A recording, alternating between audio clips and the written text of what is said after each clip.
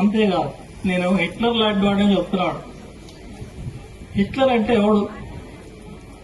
Hitler అంటే ప్రపంచంలో ఎర్ర జెండా మీద కత్తిగట్టి, పేదలపై కత్తిగట్టి, సామ్రాజ్యవాదుల తరఫున ప్రపంచాన్ని కవళించి చూసినటువంటి ఒక దుర్మార్గుడు నియంత. హిట్లర్ అంటేనే ప్రపంచంలో అందరూ వ్యతిరేకిస్తారు. కమ్యూనిస్టులే కాదు, అందరూ వ్యతిరేకిస్తారు. ప్రజాస్వామ్యాన్ని కోరుకునే ప్రతి ఒక్కళ్ళు హిట్లర్ వ్యతిరేకిస్తారు, హిట్లర్ విధానాలు వ్యతిరేకిస్తారు. కానీ మన రాష్ట్ర ముఖ్యమంత్రి రేవంత్ రెడ్డి మాత్రం హిట్లర్ను పొగుడుతున్నాడు. నాకు కోపం వస్తే హిట్లర్ లాంటి అంటున్నాడు. ఎవరి మీద కోపం వస్తే? పేదోళ్ల మీద, గుడిసెల మీద కోపం వస్తే 1,00,000 కోట్ల విలువైన గుడిసెల్ని కూల్చేశానని చెప్తున్నాడు. ఈ పరిపాలన మనకు కావాల్సింది. అయితే ఆయన ఒకటి విషయం మర్చిపోయాడు.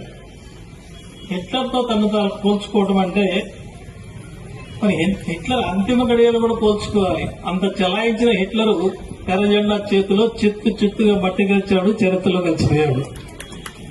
మరి ఈ హిట్లర్ ఎక్కడికి పోతాడో నాకు తెలియదు.